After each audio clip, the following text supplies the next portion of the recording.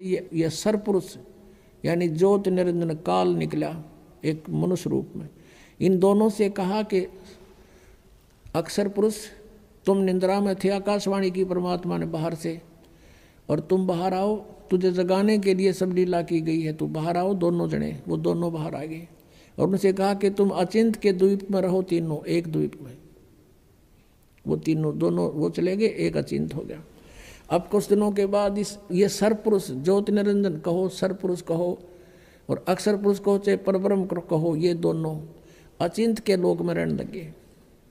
कुछ दिनों के बाद ये सरपुरुष यानी ज्योति निरंजन कहो, इसे काल कहो, काल आगे जाके ही बनेगा। तो इस सरपुरुष ने सोचा हम तीन तो एक द्वीप में और अन्य हमारे भाई एक एक द्वीप में। उसके बाद परमात्मा ने क्या किया, हम सबकी उत्पत्ति कर दी। जितने आज हम यहाँ कीड़ी कुंजर हाथी मनुष्य राजा देव देवता जो भी हैं, सभी की उत्पत्ति करके और सतलोक में सबको अलग अलग स्थान द्वीप दे दिए थे कि तुम रहो ठाठ से।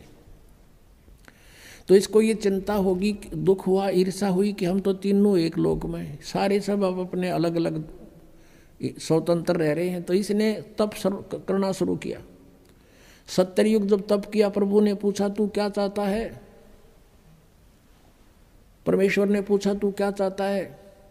इसने कहा कि हे पिता, हे परम पिता, मेरे लिए स्थान कम है, मुझे अलग से कोई स्थान दे दो।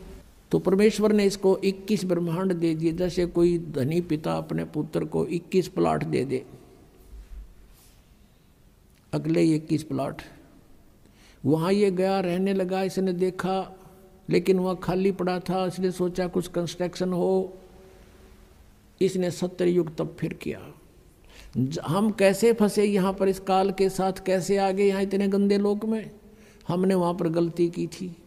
हमारे पिता ने हमारे को सब सुविधाएं दे रखी थी, कोई असुविधा नहीं थी किसी प्रकार की भी। हम अजर अमर थे, हम सदा युवा रहते थे, हमारे परिवार थे वहाँ पर, पूरे ग्रुप के ग्रुप, परिवार के परिवार थे।